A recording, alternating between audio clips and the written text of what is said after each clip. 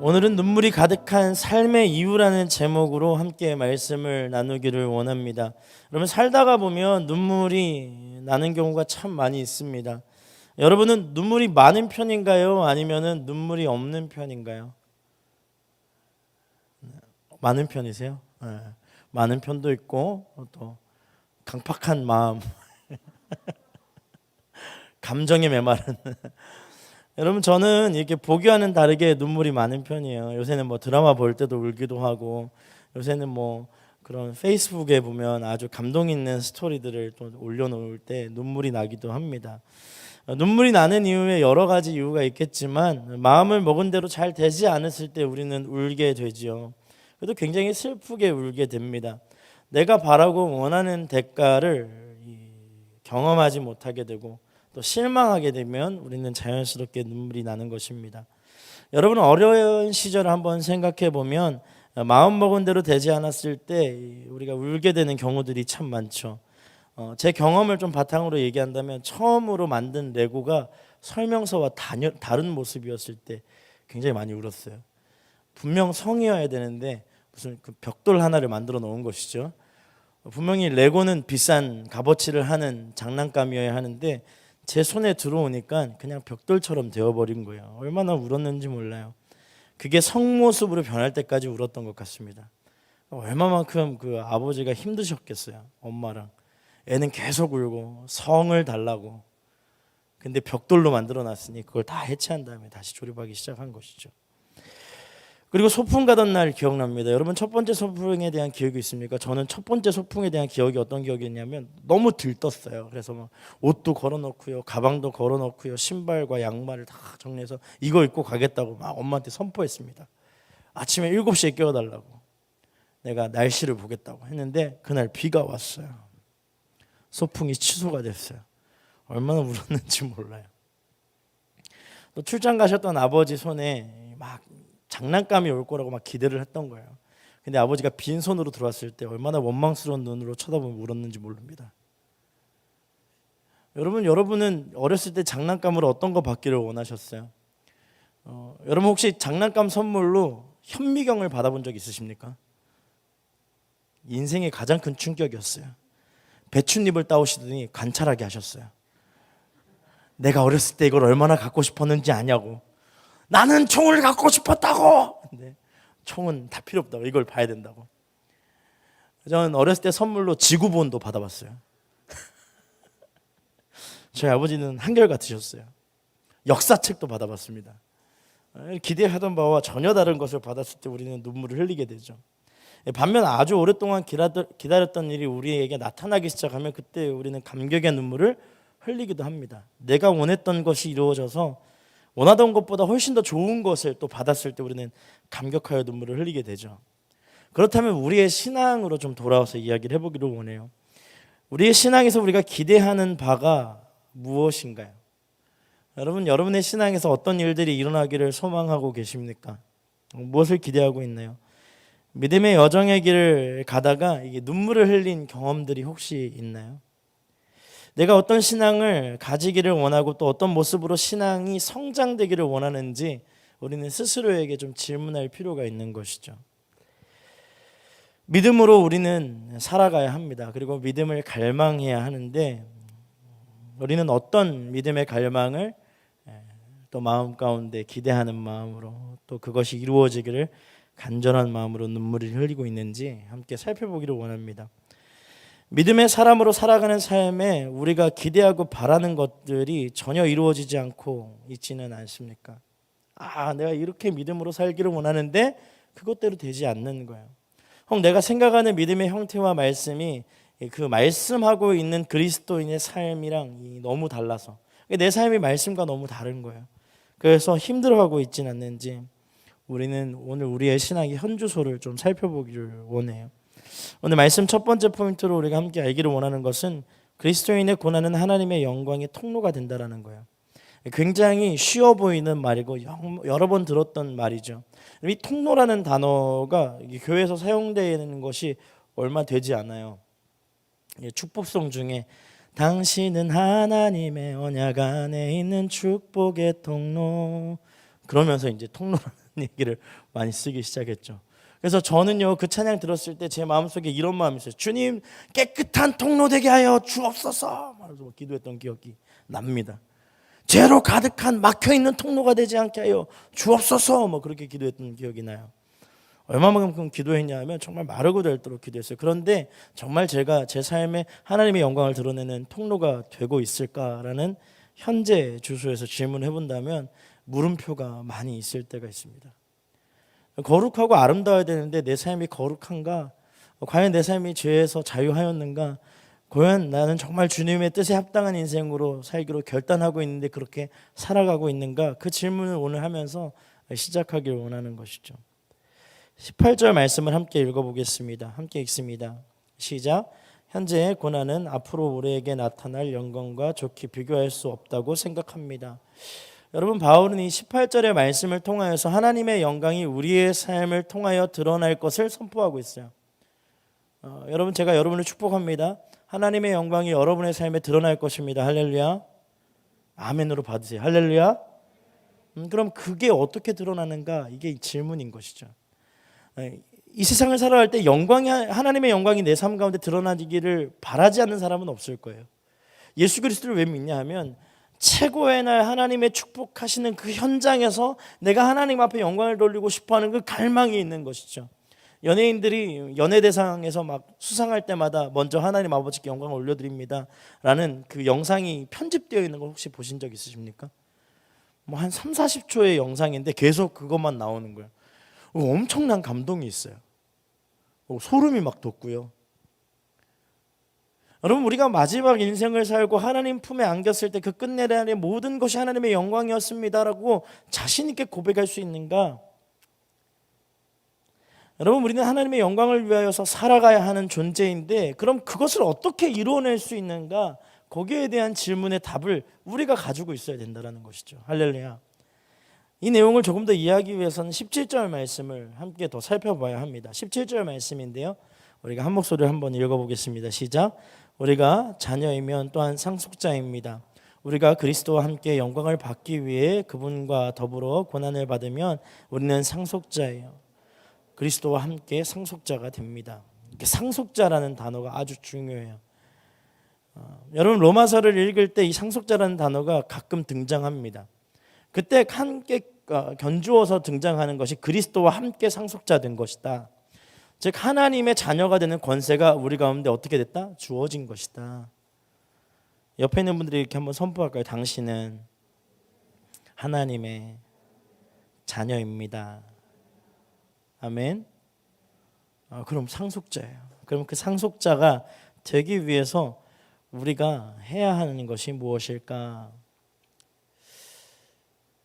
사랑하는 여러분, 하나님의 영광의 상속자, 이 상속자에게 되기 위해서 우리가 선택해야 되는 것이 있어요.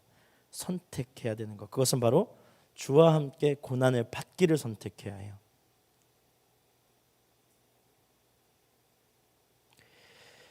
주와 함께 고난을 받기로 선택하면 그 상속자의 합당한 삶을 살게 된다는 거예요. 이것이 필수 조건이에요. 그러니까 여러분 하나님의 영광을 위해서 내가 살기를 원합니다. 하나님의 영광을 위해서 내가 거하기를 원합니다. 하나님의 영광이 내 삶 가운데 임하기를 소망합니다 라고 했을 때 나는 주와 함께 고난을 받을 것입니다. 이렇게 연결이 되어야 되는 거예요.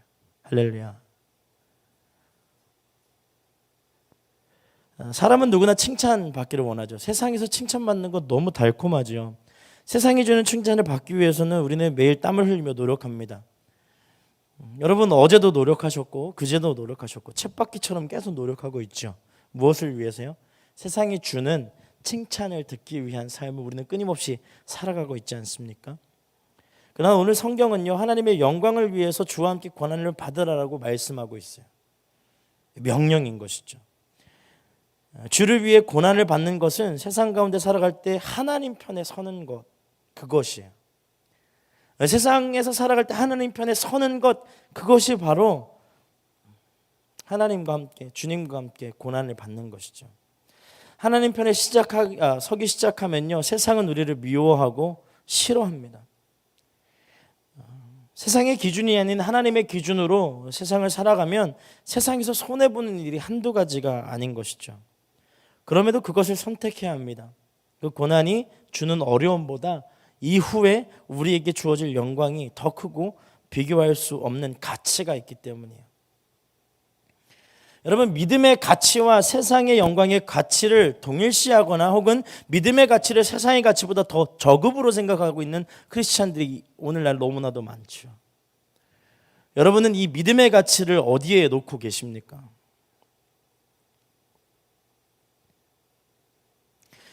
여러분, 우리가 그럼 고난을 받아야 되는데 이 땅 가운데 살면서 우리가 그럼 겪어야 할 고난은 무엇일까요? 보통 우리가 고난을 받는다라고 했을 때 이 관계에서 어려움을 굉장히 호소합니다. 뭐 그런 것이죠. 제가 학교에서 좀 따돌림을 당하는 것 같은 느낌이 들어요. 그죠? 진짜 따돌렸는지는 모르지만 그런 마음이 들기 시작하면 모든 관계가 끊어지기 시작합니다.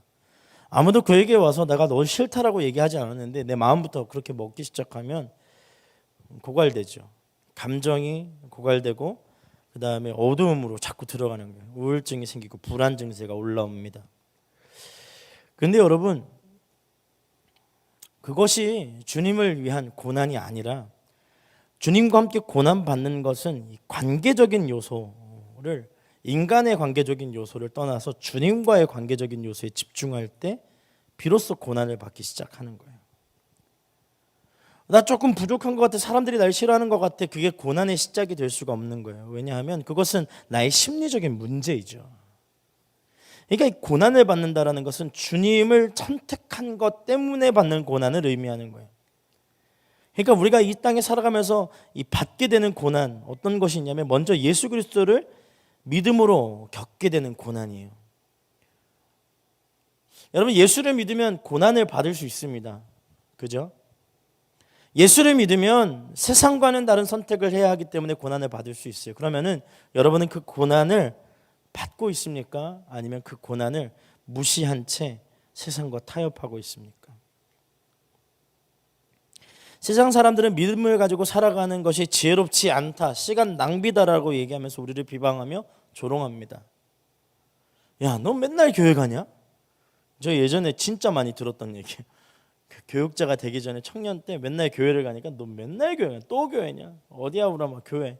너 왜 교회 가냐? 월요일 날도 교회 가냐? 어제 교회 갔는데 또 가냐?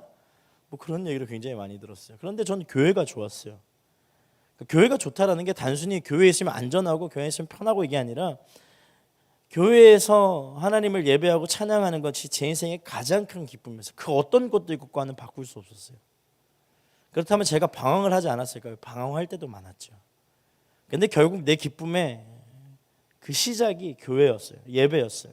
그래서 하나님을 사랑하는 마음으로 살아왔어요. 너 나중에 커서 뭐 될래? 야구 사람들이 물어보면 제 마음속으로는 그런 마음이 있어요. 주를 위한 인생을 살리라.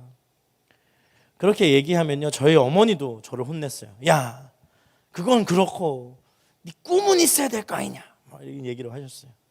아니라고. 나는 나중에 주님을 위해서 살 거라고. 그래, 알겠다. 그러고 막 콧방귀 끼셨던 적도 있습니다. 어머니 죄송해요. 설교 보시거든요. 그럴 때요. 그럼 맨날 저한테 전화, 야, 내 역정 그만해라, 막 이러세요. 그렇게 얘기하셨는데 뭐 어떡해요. 부모의 마음은 자식이 잘 되기를 원하죠. 세상도 마찬가지요. 너가 잘 되기를 원해, 그 마음이 있어요. 그것이 굉장히 따뜻한 충고와 위로처럼 들릴 수는 있지만 예수님 편에 서는 것에서 멀어지게 하는 달콤한 유혹일 수도 있다는 사실을 여러분이 인지하고 인식할 수 있기를 축복합니다. 그럼 또 어떤 것들일까요? 교회를 위해서 수고의 헌신됨, 이 모습을 세상은요 굉장히 불합리하다라고 이야기합니다.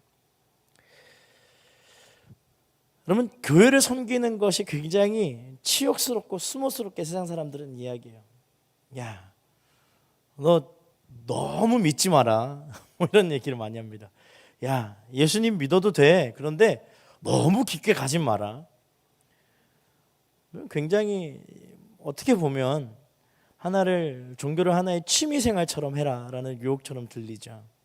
적당한 관심과 적당한 나눔을 통하여서 너의 삶에 있는 죄책감을 내려놓을 수 있다면 종교는 굉장히 좋은 거야 라고 유혹하는 것이죠. 그런데 예수 그리스도를 온전히 믿는 사람이 주님을 향하여 헌신되지 않고 어찌 이 땅 가운데 살아갈 수 있겠습니까? 주님을 제대로 믿는 사람이 어찌 예수 그리스도의 그 십자가의 보혈 앞에서 자신의 삶의 모든 것을 드리지 않고 살아갈 수 있겠습니까? 사랑하는 여러분, 세상의 이 수많은 수모와 고난이 우리에게 찾아올 때 이후에 있을 하나님의 영광에 대한 기쁨 또한 우리에게 다가오고 있다는 것을 믿을 수 있는 저와 여러분이 되기를 축복합니다. 그럼 우리의 삶을 돌아볼 수 있어야 돼요. 믿음을 위한 고난을 선택할 담대한 믿음이 있는가? 주님을 위한 헌신 그리고 수고를 하나님께 감사함으로 드릴 마음의 준비가 되어 있는가? 그러면 우리는 주님과 함께 고난을 받지 못하는 상황 가운데 자꾸 노출되는 것일까요? 우리가 이 땅에서 만나는 고난은 영광이 된다는 것을 성경은 우리에게 다시 한번 더 정확하게 말씀하고 있어요. 예수님 때문에 고난받으면 그 위에 하나님의 영광이 반드시 우리에게 있다. 근데 오늘날 우리의 삶에는 그 어떤 고난도 경험하고 싶지 않고 오직 세상과 잘 타협하여서 세상에서 착한 사람으로 잘 살기를 원하는 바람이 가득하기 때문이에요. 여러분은 그리스도인으로서 정확한 사명감을 가지고 사는 하나님의 사람이 되기를 원하십니까? 아니면 대충 착한 사람으로 교회 잘 다니는 사람으로 세상에서 성공하기를 원하십니까? 어느 게 더 매력이 있어요? 분명히 뒤에 게 더 매력이 있을 거예요. 여러분, 신앙은 타협될 때 가장 큰 탐욕으로 시작됩니다. 왜냐하면 죄에 대한 민감함이 사라져요. 타협했기 때문에. 너 어느 정도 교회 다니니까 이 정도 죄는 하나님이 용서하셔. 여러분, 하나님은요 모든 죄를 미워하세요. 할렐루야. 정확하게 얘기하면 하나님 편에 서지 않는 모든 것은 세상적인 것이고 죄에 해당되는 것이죠. 물질이 하나님 앞에 서면 거룩합니다. 물질을 가지고 하나님 앞에 헌신되면 하나님 앞에 모든 것을 내어드리고 하나님 앞에 말씀에 집중하여서 내가 어떻게 사용하기를 원하시는지 주님 앞에 집중하며 살아가는 사람은 그 물질을 통하여서 많은 복을 누리며 하나님의 은혜를 흘러보내게 할 수 있는 준비가 되는 사람이에요. 그런데 그것을 타협하기 시작하면 죄로 연결될 수밖에 없죠. 우리의 인생도 마찬가지예요. 주님, 제 인생을 주님 앞에 온전히 맡깁니다라는 믿음이 우리에게 강력하게 있어야 돼요. 하나님, 세상의 어떤 유혹에서도 흔들리지 않고 주의 말씀을 향하여 나아갈 준비가 된 하나님의 사람으로 성장하게 하여 주옵소서. 왜냐하면 이후에 있을 하나님의 영광의 그 대가가 무엇인지를 알기에. 여러분, 구원의 가치를 정확하게 알지 못하면 실수를 범하게 돼요. 여러분, 실수하지 않는 주의 청년들 될 수 있기를 축복합니다. 여러분, 주님을 위한 헌신, 순종, 고난은 하나님의 영광이 됩니다. 하나님의 영광은 무엇이냐면 여러분이 이루 말할 수 없는 하나님이 주시는 큰 복을 의미하시죠. 구원, 천국 소망, 영생, 그리고 이 땅에서 누릴 수 있는 그 모든 것을 더하여 우리에게 덧입혀 주시는 하나님의 은혜를 의미합니다. 여러분, 하나님은 반전의 반전의 하나님이에요.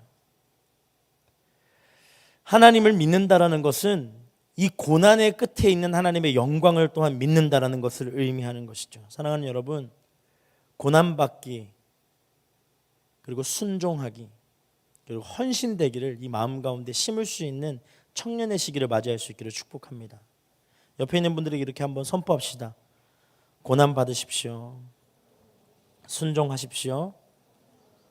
헌신되십시오. 할렐루야. 두 번째로 우리가 알기를 원하는 것은 온 세상은 참 그리스도인을 기다리고 있다는 거예요. 온 세상이라고 했을 때 자연, 하나님 만드신 피조물, 피조 세계를 의미하는 것이죠. 19절에서 20절 말씀을 함께 읽겠습니다. 19절에서 20절 말씀입니다. 함께 읽습니다. 시작. 피조물은 하나님의 아들들이 나타나기를 고대하고 있습니다. 피조물이 허무한데 굴복하게 된 것은 자신의 뜻이 아니라 오직 굴복하게 하시는 분으로 인한 것입니다. 그러나 피조물도 소망 가운데 있으니. 아멘. 오늘 본문에서 기록하고 있는 피조물이라는 단어를 한번 살펴보기를 원합니다.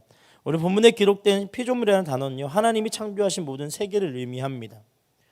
그리고 하나님의 아들들이라는 이 단어는요, 참 그리스도인을 의미해요. 그렇다면 19절을 다음과 같이 이렇게 이해해 볼 수 있는 거예요. 온 세상은 하나님을 믿는 참 그리스도인들이 나타나기를 목이 빠지도록 기다리고 있습니다. 이게 19절의 참된 의미예요. 여러분, 고대하다라는 이 단어가 어떤 모습이냐면, 여러분 한번 목을 한번 쭉 빼보시겠어요? 그리고 저 멀리 뭐가 있는지 한번 보세요. 딱 그 모습이에요. 언제 오나? 안 오나? 할렐루야. 아침에 웃기기 되게 힘드네요. 그죠? 제가 뭐 부모님이 이제 대구에 계시니까 가끔 그럴 때가 있어요. 제가 내려간다고 하고 어디쯤 왔다라고 전화하면 저희 어머니는 이제 그 저희 집이 4층인데 4층에서 이렇게 베란다 문을 열고 이렇게 보세요. 보여요. 아파트가 뭐 조그마하니까 이렇게 들어오는 길에 보이는 이렇게 보시고, 아버지는 주차장 뒤에서 딱 이 포즈로 계세요. 아버지가 이제 162예요. 작으세요. 근데 그리고 딱 이제 주차를 하고 문을 딱 열면 아버지 딱 얼굴이 딱 이 모습입니다. 여러분 잘 보세요. 왔나? 아이고 고생했다. 그래 악수를 꼭 이렇게 하세요. 아이고 아들. 얼마나 감사한지 몰라요. 이게 기다리는 거죠. 언제 오는지 기다리는 거예요. 고대하다는 그것보다 더 기다리는 거예요. 언제 올지 모르지만 온다라는 것을 알기에 기다리는 거예요. 기다리는 거. 온 세상은 참 그리스도인이 드러나기를 기다리고 있습니다. 세상은 참 그리스도인이 나오는 것을 고대하며 기다립니다. 그 이유는 창세기 3장 17절에서 18절 말씀을 보면 조금 이해가 됩니다. 제가 읽어드릴게요. 아담에게 하나님께서 말씀하셨습니다. 내가 내 아내의 말을 듣고 내가 내게 명령해 먹지 말라고 말한 나무의 열매를 먹었으니 너 때문에 땅이 저주를 받을 것이다. 내가 일평생 수고해야 땅에서 나는 것을 먹을 것이다. 땅은 내게 가시덤불과 엉겅퀴를 내고 너는 밭의 식물을 먹을 것이다. 아멘. 여러분 왜 이것을 살펴봤냐면요, 창세기 3장에 기록된 이 말씀을 보면 하나님께서 아담과 하와의 죄로 인하여서 이들이 죽을 수밖에 없는 상황 가운데 처하게 됩니다. 그런데 인간을 심판하지 않으세요. 이게 중요합니다. 하나님이 선악을 알게 하는 과실의 열매를 먹을 때는 너희가 정령 죽으리라고 말씀하셨는데 그 말씀을 하나님이 번복하셔서 은혜를 베푸세요. 이게 하나님이 첫 번째 은혜예요. 인간의 죄에 하나님이 베푸신 은혜, 죽이지 않으시고 대신 무엇을 저주하셨냐면 땅을 저주하셨어요. 땅이 저주받으니까 땅이 인간에게 엉겅퀴를 내기 시작해요. 그러니까 심은 대로 거둘 수 있었던 그 축복된 땅이 이제 심은 대로 거두지 못하는 상황으로 된 것이죠. 누구의 죄 때문에? 우리의 죄 때문에.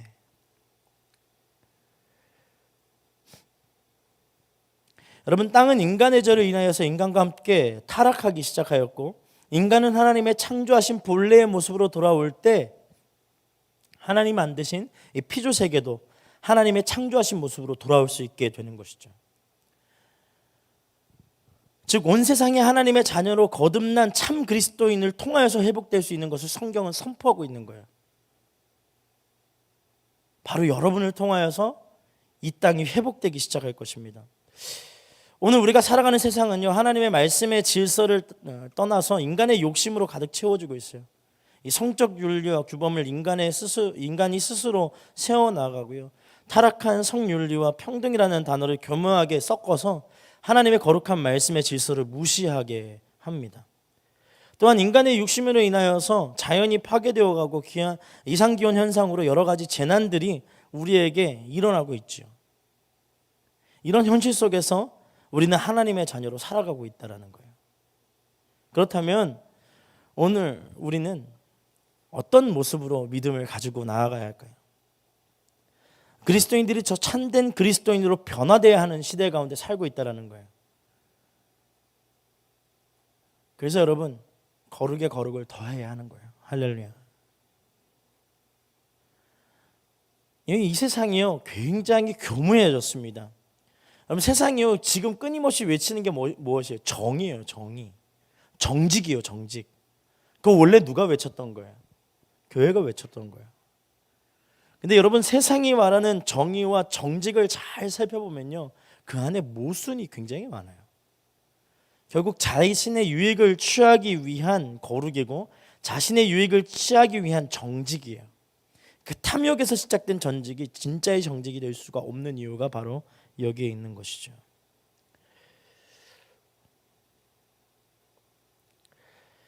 인간은 스스로 모든 것에 답을 안다라고 착각하고 있습니다. 세상은 모든 것에 답을 우리가 내릴 수 있다라고 이야기하죠. 근데 그것은 착각이에요. 하나님이 만들어 놓으신 세상이 자신이 만들어 놓은 것처럼 마음대로 사용하였고 그 결과 하나님 안에서 완전하게 만들어진 세상이 이제 엉망진창이 되어가며 언제 터질지 모르는 시한폭탄과 같은 모습으로 변하기 시작한 것입니다. 사람들은 두려워해요. 여러분, 요새 뉴스를 좀 보시면 미사일, 전쟁 좀 보셔야 돼요. 할렐루야. 유튜브만 너무 보지 마시고 보셔야 합니다. 자연이 우리를 위협하고 인간의 탐욕이 인간을 위협합니다. 그런 속에서 그리스도인들이 무엇을 해야 할까요? 세상은 끊임없이 답을 만들어서 내어놓으려고 노력해요. 이 세상의 모든 것을 창조하시고 주관하시는 분이 하나님이시라는 사실을 깨닫지 못하기 때문에 세상은 계속 답이 있다라고 우리를 유혹합니다. 하지만 그리스도인은 땅의 주인이 누구인지 알기에 참 그리스도인은 온 세상이 기다리고 있는 대안이 되는 것이죠. 예수만이 우리 인생의 답이 되시고 그것을 깨달은 그리스도인이 세상을 회복시킬 수 있는 열쇠가 되는 것이에요. 여러분, 그리스도인의 삶은 세상이 추구하는 것과 다릅니다. 그죠? 여러분의 삶을 한번 보세요. 과연 다른가? 달라야 하는 것이죠. 여러분, 우리의 삶은 세상의 방법과 달라야 해요. 그들은 답을 알지 못합니다. 세상은 답을 알지 못해요. 그런데 우리는 정답을 알고 있기 때문에 같은 곳을 향하여 갈 수는 없는 거예요. 여러분, 왜 세상과 그리스도인이 다른 길을 선택해야 하냐면 세상은 답을 모르고 가고 그리스도인은 답을 알고 있기 때문에 다른 길을 갈 수밖에 없어요. 세상은 그들이 행하고 있는 것이 정답이라고 착각합니다. 그건 정말 착각이에요. 정의를 구현한다면서 주장하는 모든 것들이 불의한 것에서 시작하고 자신이 옳다라는 주장을 하기 위해서 사회적 약자를 사용하기도 합니다. 그러나 그리스도인들의 정의가 드러날 수 있는 유일한 방법이 있어요. 그리스도인들의 삶을 통해 정의가 구현될 수 있는 유일한 방법이 있는데 그것이 무엇이냐면 생명의 사랑의 법입니다. 예수 그리스도. 이 세상을 올바르게 변화시킬 참된 길을 우리가 알고 있는데 그것이 예수 그리스도예요. 그런데 우리는 알고 있습니다. 그리고 믿고 있습니다. 하지만 아는 대로 믿는 대로 살지 못하고 있는 것이 우리의 현실이에요. 우리의 믿음이 연약하기 때문입니다. 사랑하는 여러분, 믿음을 담대하게 가지십시오. 할렐루야. 옆에 있는 분들에게 이렇게 선포할까요? 담대할지어다. 약간 이렇게 담대할지어다 할 때 약간 담대할지어다 이렇게 하는 게 좋아요. 담대할지어다. 너 담대해질 거야. 약간 이상하잖아요. 그죠? 한번 해볼까요? 담대할지어다. 시작. 담대할지어다. 아멘. 믿음이 담대해야 돼요. 담대하라는 것은 이 마음이 하나님 앞에 집중되고 마음이 하나님 앞에 강력한 무기로 자리 잡아야 돼요. 하나님, 어떠한 유혹에서도 흔들리지 않는 믿음으로 서게 하여 주옵소서. 그때 비로소 우리는 그리스도인답게 살게 되는 거예요. 제가 누누이 얘기하잖아요. 여러분, 점심 식사 때 기도 열정적으로 하세요. 할렐루야. 이상하게 쳐다볼 수는 있지만 그것이 그리스도인으로 살아갈 수 있는 첫 번째 발이 내디딜 수 있는 순간이 될 줄 믿습니다. 버스를 타고 갈 때 성경을 읽으세요. 비록 멀미가 우리에게 찾아올 수는 있지만 거룩함이 그 현장에서 드러날 수 있을 것입니다. 그런 경우도 있더라고요. 이제 이렇게 버스를 타고 성경을 읽고 있으면 신천지가 많이 온대요. 여러분 두려워하지 마세요. 이어폰을 꽂으면 됩니다. 스톱 그냥 말씀만 읽으세요. 말을 시키면 죄송한데요. 성경 좀 읽을게요. 라고 이야기하시면 돼요. 그리고 제사진 하나 정도를 가지고 계시다가 저희 목사님이세요. 이렇게 보여주세요. 제가 이러고 찍어드릴게요. 그죠? 할렐루야. 세상은요 모든 문제에 답이 있다라고 착각합니다. 그런데 정답이신 하나님 예수 그리스도를 알 수 없기에 우리가 그 대안이 되어야 되는 줄 믿습니다. 세 번째, 고난 가운데 기다리며 참 소망을 품어야 해요. 옆에 있는 분들에게 이렇게 한번 고백합시다. 고난 가운데 기다리며 참 소망을 품으십시오. 23절에서 25절의 말씀을 함께 읽습니다. 시작. 그뿐 아니라 또한 성령의 첫 열매를 가진 우리조차도 속으로 탄식하며 양자됨 곧 우리의 몸의 구속을 기다리고 있습니다. 이는 우리가 이 소망 가운데 구원을 받았기 때문입니다. 그러나 눈에 보이는 소망은 소망이 아닙니다. 보이는 것을 누가 소망하겠습니까? 만일 우리가 보지 못하는 것을 소망한다면 참고 기다려야 합니다. 아멘. 바울은요 말씀을 통하여서 그리스도인도 고난 가운데 두려워하며 눈물을 흘릴 수 있는 것을 알려줍니다. 여러분 고난을 당하고 세상 가운데 믿음 때문에 따돌림을 당하면 우리 안에 상처들이 생겨나죠. 눈물 흘릴 수 있습니다. 세상은 자꾸 그리스도인들을 오해하고 그 오해를 팩트로 만들어서 우리를 힘들게 하죠. 여러분 우리의 삶을 보면 눈물 없이 살아갈 수 있는 인생이라고 눈물 없이는 살아갈 수 없는 인생이라는 것을 잘 알고 있어요. 웃는 날도 있지만 그 못지않게 눈물을 흘리는 때가 더 많은 것이죠. 그렇다고 우리가 믿음의 길을 포기해야겠습니까? 여러분 우리가 소망으로 여기는 것은 눈에 보여지지 않아요. 그래서 이 소망이 가짜처럼 느껴지고 세상이 주는 이 유익함들이 진짜처럼 느껴지는 세상 가운데 우리는 살아가요. 이 신앙의 선배들도 마찬가지고 앞으로 우리에게 함께할 우리 신앙의 후배들도 마찬가지예요. 언제 눈에 보이는 것을 쫓아서 그리스도인들이 살아왔겠습니까? 초대교회부터 지금까지 눈에 보여지는 소망을 품고 살았다면 교회는 교회로서의 역할을 하지 못했을 거예요. 수많은 사람들이 복음을 전하다가 순교하죠. 이유는 무엇일까요? 그것이 옳기 때문이에요. 여러분 지난주에 우리 수요일에 그 해외에 계시는 우리 선교사님들이 다 오셨어요. 다 오셔서 우리 온누리 두란노 선교회 30주년을 기념하며 예배 때마다 이제 본당에서 특순을 하셨어요. 얼마나 많이 울었는지 몰라요. 여러분 그 100여 명이 되는 선교사님들 오셨지만 지금 현지에서는 한 200~300명이 되는 선교사님들이 사역을 하고 계시거든요. 근데 왜 그들이 한국을 떠나서 정말로 후원금 아주 조금 받으면 오지로 들어가서 복음을 증거하는 이유가 무엇일까요? 그게 옳기 때문이에요. 여러분은 왜 지금 공부하고 계세요? 왜 지금 취업을 하셨어요? 취업을 한 그 현장에서 하나님의 복음을 전하기 위해서인 줄 믿습니다. 여러분이 왜 학생이 되었을까요? 그 학생의 역할에서 주의 복음을 전하기 위해서. 주님의 복음을 전한다는 것은 때로는 창피하고 부끄러운 일을 당할 수 있어요. 근데 이 복음을 부끄러워하지 않아야 하는 이유를 바울은 이야기하잖아요. 이 복음이 모든 사람에게 구원의 열매가 되기 때문이에요. 복음이 없이는 예수 그리스도를 만날 수 없어요. 여러분 여기에 우리 100여 명이 되는 청년들이 모여 있어요. 왜 모였어요? 예수님을 믿기 때문이죠. 예수님이 세상의 그 어떤 가치관보다 뛰어남을 알기 때문에 모인 것이잖아요. 여러분 때로 우리가 습관적으로 예배할 때가 너무 많죠. 그냥 오는 거예요. 그냥 와서 집에서 자도 되는데 와서 자요. 할렐루야. 자도 돼요. 저도 많이 졸 때 있습니다. 피곤하잖아요. 그런데 그럼에도 불구하고 우리가 모이기에 힘써야 하는 이유가 우리가 답을 알기 때문이에요.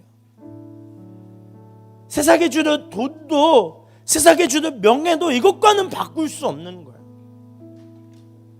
그러니까 우리가 날마다 눈물을 흘리잖아요. 하나님, 저는 언제 취업돼요? 저는 언제 대학 들어요? 저는 언제 졸업해요? 저는 언제 이 학자금 대출을 다 갚아요? 그런데 주님은요, 그 모든 상황과 환경 안에서도 복음이 흘러가기를 원하세요. 예수님이 십자가 상에 못 박히실 때도 복음은 흘러갔고요. 예수님이 이 40일 동안 금식하시고 사단에게 이 시험을 받으실 때도 복음은 흘러갔어요. 사도 바울이요, 옥에 갇혀 있을 때도 복음은 흘러갔고요. 할렐루야. 베드로가 수많은 조롱 앞에서 사람들 앞에 많은 부끄러움을 당할 때도 이 복음은 흘러갔어요. 바울이 죽을 뻔하다가 살아난 적도 있고요. 수많은 매맞음 가운데서도 복음을 증거할 수밖에 없었던 이유는 이 복음이 답이기 때문이에요. 그래서 우리는 눈물을 흘려야 합니다. 할렐루야. 지금 제가 이 복음을 너무나도 사랑하는데요, 이 복음을 좀 증거하는 인생이 될 수 있도록 주님 인도하여 주옵소서. 그게 우리의 현주소여야 해요. 여러분의 현주소가 지금 어디에 가고 있습니까? 여러분이 기도하는 이유와 목적이 무엇입니까? 과연 여러분이 기도하고 있는 이유와 목적이 그냥 취업과 취준과 결혼과 연애와 관계의 회복이라면 좀 그것 좀 세상적인 것 좀 내려놓을 수 있는 믿음의 담대함이 우리 가운데 주어져야 돼요. 할렐루야. 왜 계산하는 거예요? 믿음 앞에서 무엇이 그렇게 계산할 만한 것들이 많은 거예요? 여러분, 저도 마찬가지예요. 오늘 설교 준비하면서 얼마나 회개했는지 몰라요. 하나님, 저 진짜 더럽네요. 왜 주님의 말씀 앞에서 이렇게 계산을 하나요? 얼마나 부끄러운지 몰라요. 여러분, 제가 여기까지 오면서 계산하면서 왔겠습니까? 답이 안 보이는 인생을 주님이 구원해 주셨고, 필리핀 땅에서 11년 살 동안 하나님의 보호하심 없었으면 여러 번 죽었을 거예요. 학교의 절반이 총을 가지고 있었고 모든 학생이 칼을 가지고 있었는데 저는 총과 칼이 없었어요.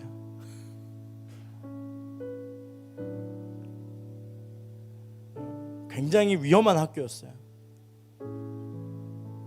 그 가장 위험한 반에서 공부를 하면서 얼마만큼 많이 울었는지 몰라요. 왕따를 당하는 3년의 시간도 있었고, 그 시간 동안 주님을 만날 수 있는 기회를 하나님이 허락하여 주셨어요. 그러니까 복음의 담대함이 우리 가운데 생겨나기 시작하면요, 세상이 그 어떤 위협과 어떠한 조롱과 어떠한 고난에도 계산하지 않고 주님을 향하여 달려갈 수 있는 거예요. 여러분, 헌신될 수 있기를 소망합니다. 주의 복음을 위하여 눈물을 흘릴 수 있는 믿음의 청년들 되기를 소망합니다. 주님의 나라를 향하여 눈물을 흘리는 오늘의 눈물이 되기를 소망합니다. 그 마음을 담아서 우리 함께 이 찬양으로 고백하길 원하는데, 다 자리에서 일어나서 우리 함께 이 찬양의 고백을 주님 앞에 드립시다.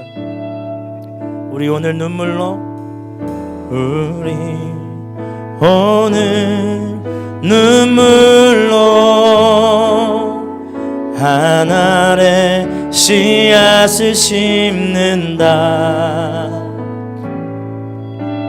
꿈꿀 수 없어 무너진 가슴에 저들의 푸른 꿈 다시 돋아나도록 우리 함께 땀 흘려 소망의 길을 만든다. 내일로 가는 길을 찾지 못했던 저들 노래하며 달려갈 그 길, 그날에 우리 보리라. 새벽 이슬 같은 저들 일어나 뜨거운 가슴 사랑 땅 치유하며 행진할 때 오래 황폐하였던 이 땅 어디서나 순결한 꽃들 피어나고 푸른 의의 나무가 가득한 세상 우리 함께 보리라. 오래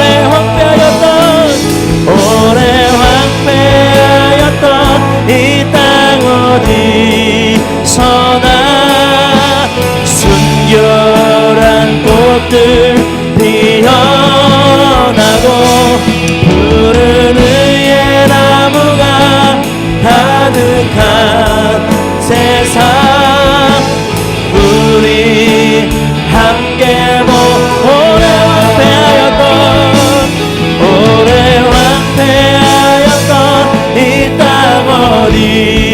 어디서나 순결한 꽃들 피어나고 푸른 의의 나무가 가득한 세상 우리 함께 보리라.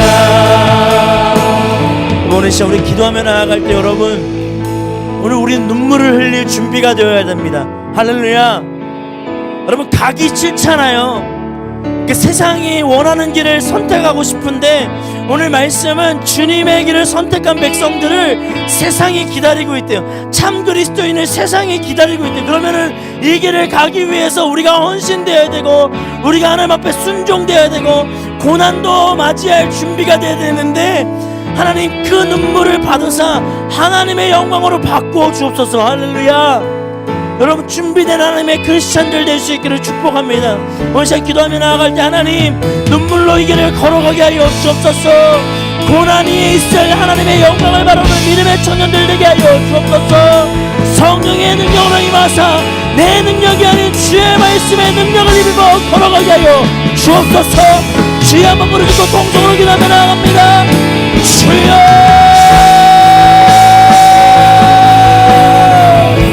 주님 인도하여 주옵소서. 하나님 이 길을 걷게 하여 주옵소서. 이 길을 걸어가게 하여 주옵소서.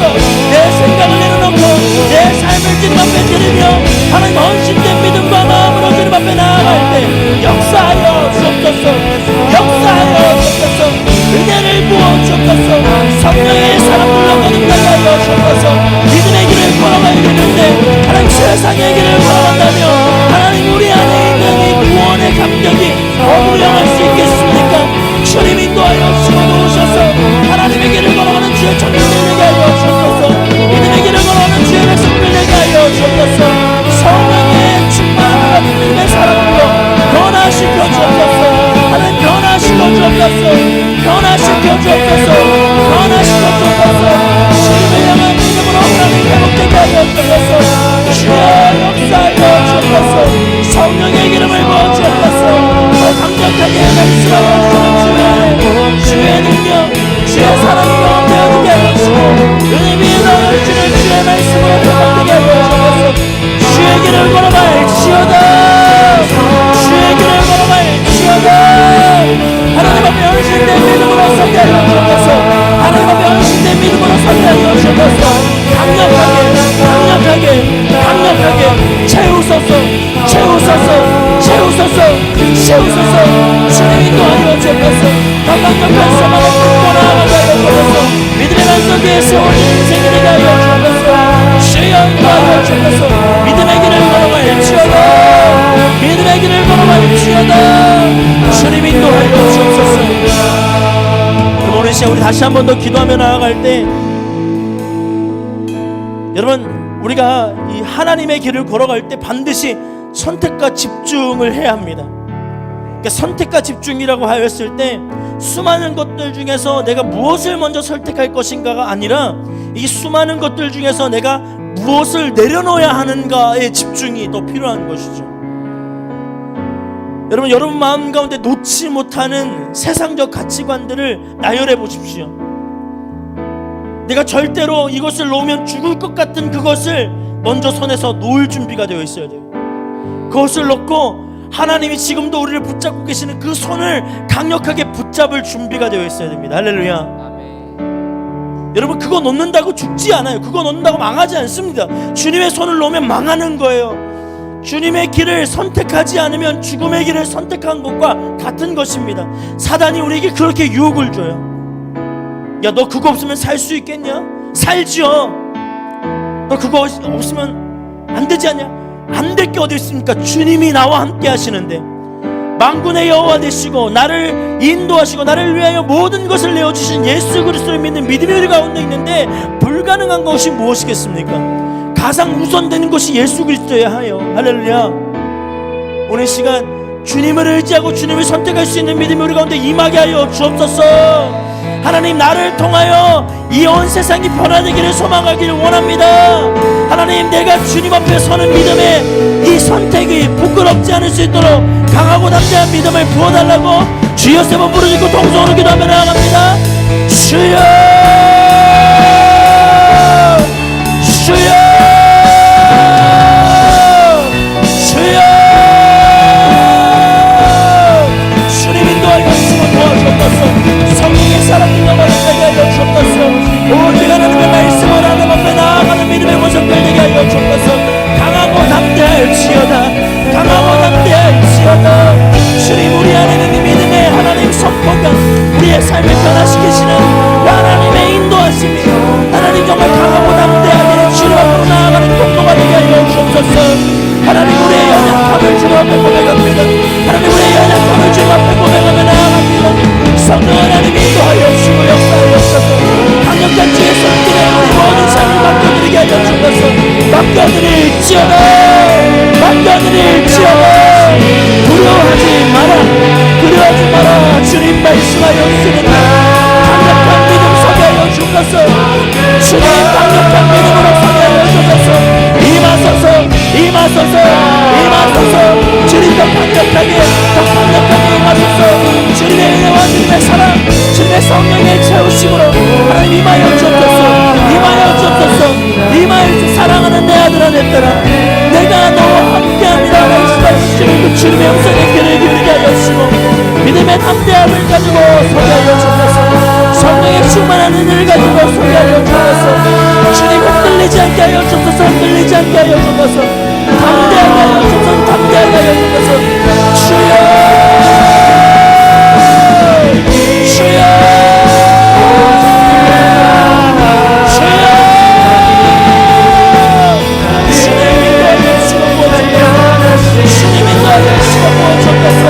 성령으로 임하여 주옵소서. 성령으로 임하여 주옵소서. 주여, 임하소서. 나오리라. 나의 길 오직 그가 하시나니, 나의 길 오직 그가. 우리 두 손을 높이 들어 고백하며 나아갑니다. 나를 단련하신 후에 내가 천금같이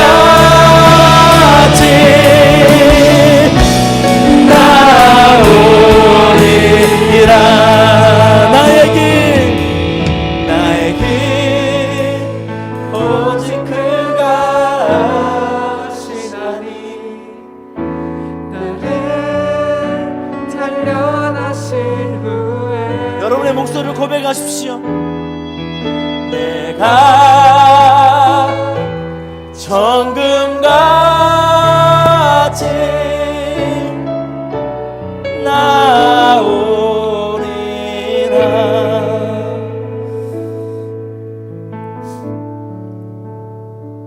하나님은 우리의 연약한 모습 그대로를 가장 잘 아시는 분이십니다. 나를 만드셨고 나의 모든 삶에 기준을 주셨고, 나로 하여금 예수 그리스도를 믿게 하셨습니다. 하나님, 우리의 믿음이 더 하나님께 가까이 가는 믿음 되기를 원합니다. 주를 위한 고난을 받기로 결단하는 주의 청년들을 주님 축복하여 주옵소서. 때로는 흔들리는 믿음 때문에 낙심하고 흔들리는 믿음 때문에 넘어질 때가 있지만 그럼에도 불구하고 다시 주의 전으로 나와서 주님을 깨닫기를 원한다라고, 주님과 함께 동행하기를 원한다라고 울부짖는 주의 청년들을 위로하시고, 주님 그 마음 가운데 참 그리스도인의 삶을 부어주셔서 담대함으로 세상과 싸워 이기는 주의 청년들 되게 하여 주옵소서. 하나님, 오늘 이 시간 우리가 회개하며 기도합니다. 세상의 가치관으로 내 많은 것들을 쌓아놓았던 그 삶의 중심을 주님 앞에 다 내려놓습니다. 이거 포기하면 죽을 것 같고 이거 포기하면 망할 것 같은데 그거 다 내려놓을 수 있는 믿음의 담대함 주시고 주님 손 붙잡을 수 있는 주의 청년들 되게 하여 주옵소서. 믿음으로 걸어갈 때 받게 될 고난도 있고 순종해야 될 삶도 있고 헌신되어야 될 삶의 영역들이 있습니다. 주님, 그 하나님의 이끄심 앞에 순종하는 은혜, 그 모든 고난도 함께 받기로 결단하는 믿음이 우리 가운데 임하게 하여 주시고 주의 채우시는 은혜와 사랑으로 회복시켜 주옵소서. 함께 하실 주님을 찬양합니다. 감사드리며 예수님의 이름으로 기도드렸습니다. 아멘. 우리 하나님 앞에 영광의 박수를 드리겠습니다.